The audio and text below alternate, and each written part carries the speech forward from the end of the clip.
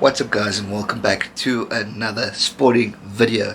Today's video is all about the recap of this past weekend's Six Nations round 2. What a weekend of phenomenal rugby we were treated to.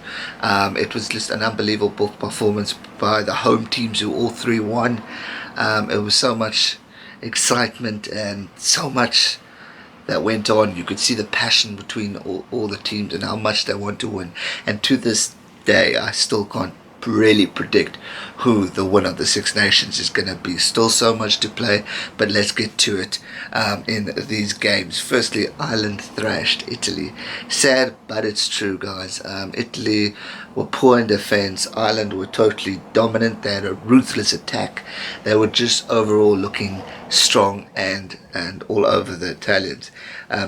Conor Murray, my word, that oak is a genius of a scrum off. He's all over the field. They even did a clever tactic where he did the line out. Unbelievable. Unfortunate for Henshaw with his injury. I think it's a huge loss for Ireland, but gives a chance for the younger players to maybe get a shot. So hopefully he gets a speedy recovery for Ireland's sake. But just a question for me personally. Ireland were obviously dominant and were the team to beat, and they were just all over the Italians. But towards the quarter in the second half, Italy was scoring tries now, and they nearly got another effort with that intercept, but thankfully the defense was good and it was a brilliant tackle to stop that try. But just a question, and again it's just a thought, wouldn't this be a problem against a team like Wales and England if they're letting teams score at the end?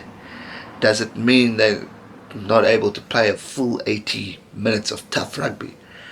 Just a thought. Are they getting tired or what? That's just one thing I picked up. Obviously they were clear favourites, clear winners. They destroyed the Italians, but for me Italy were coming back. I don't know if Italy maybe got a spark that the Irish weren't expecting, or was Ireland getting tired, or just a thought on that. Let me know your thoughts on that comment, because I noticed it and I wanted to query it with you guys. But again, just my opinion and thought. I don't think it's the case, because Ireland were just so dominant the whole game. I just think maybe the Italians had a spark and the Irish are just like, well, who knows. But again, just a thought. Let me know. Second game, England-Wales. England won the arm wrestle in the end. It was a tough game, hard game. England were there and thereabouts. They were on top, but credit to Wales for coming back and trying. Obviously there's a lot of talk with this try that was disallowed. Personally, looking at the imagery, Gareth Mason definitely had his hand on the ball, and to me it should have been a try. Would it have been a game changer? We can't say.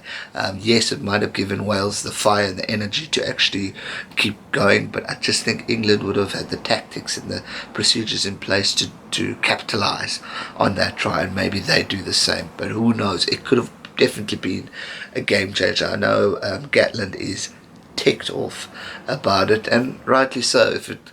Just judging from the images, I've seen one where his hand was on the try. Then there's talk of it being a shadow rather than that. But in majority of the images that you see online, you can clearly see he's got his hand on the ball before the English player. But again, just opinion, and obviously a lot of people are going to be frustrated with the TMO for that choice. But that's rugby.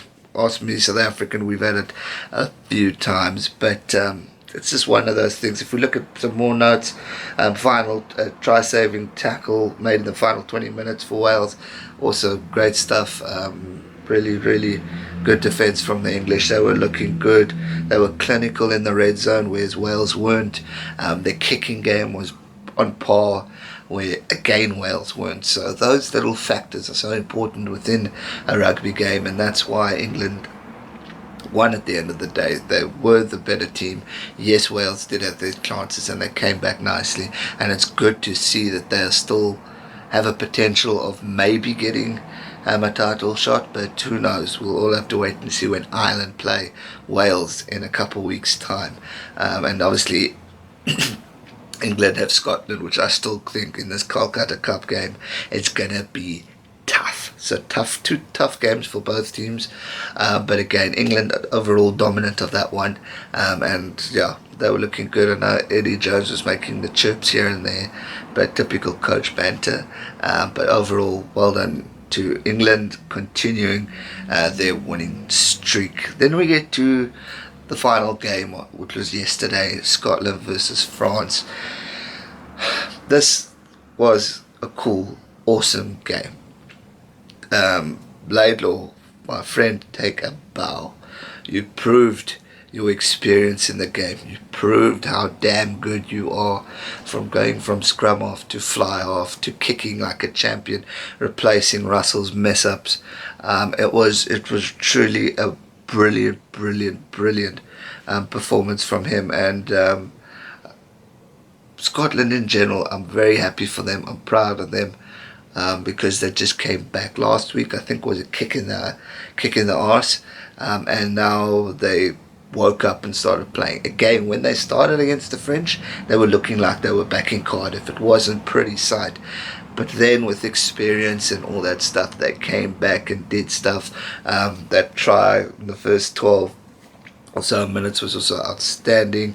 And France definitely need to look at their discipline and fitness. That was a problem that I've seen going in that game, and it's been the talk. Discipline let them down.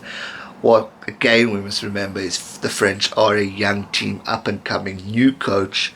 A lot of these teams, all these teams have experience with their coach. They've had their coach for at least a year or more, so they have developed the relationship. Whereas the French, it's a new team, new bond, new systems in place, so they're going to take time. So I can understand if discipline is an issue, as well as fitness, but that will change. You'll probably see the French looking quite dominant next year.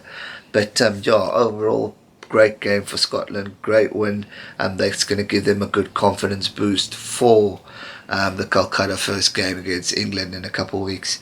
Gutted it's a break now.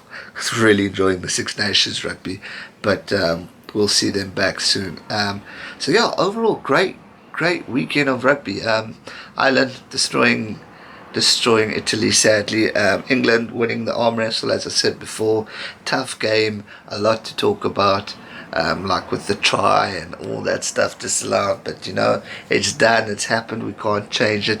I see so much fake news going about that Wales are now awarded the try that was disallowed, so all that shit, fake news goes around. But credit to England, continuing their winning ways. Wales, lift your heads up, guys, because you have the momentum and the discipline and the team effort to move forward. Watching you guys, you've definitely proven that you're not the weak team that a lot of us thought you were to be. Your injured players, it sounds like, are coming back, so watch out for Wales. Ireland, I don't think will be too confident. They'll obviously be confident and positive that they're going to take on the Welsh and hopefully beat them, but it's not going to be an easy game. Yes, they're at home and all that jazz, but it's going to be a tough game for the Irish. And then we obviously have Scotland, as I've just mentioned.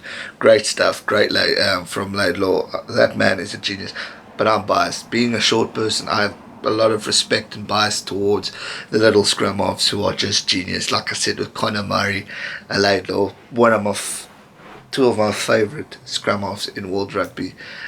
Great stuff. And that's going to do it for today's video, guys. I hope you enjoyed it. If you did, be sure to smash that thumbs up button, and if you haven't already, make sure you subscribe to this channel so you can keep up to date with all future Six Nations content. So much more to come. It's a break this week, but I've still got videos coming out for Super Rugby preview and predictions coming out this week, so make sure you subscribe for that, and I'll see you guys real soon for another video. Stay safe and never give up. Cheers.